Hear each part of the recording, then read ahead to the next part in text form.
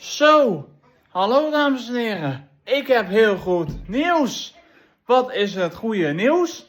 Ik heb de 500 abonnees gehaald. Hey! 500 abonnees. Toen maar weer.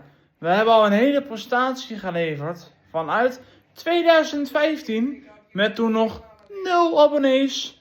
En nu in 2025 500 abonnees. Lekker! Hey! Nou, ik wil je in ieder geval hartelijk bedanken voor de 500 abonnees.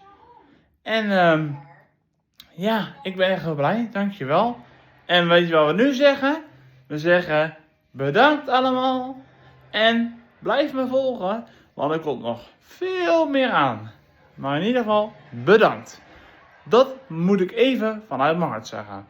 Dank jullie wel.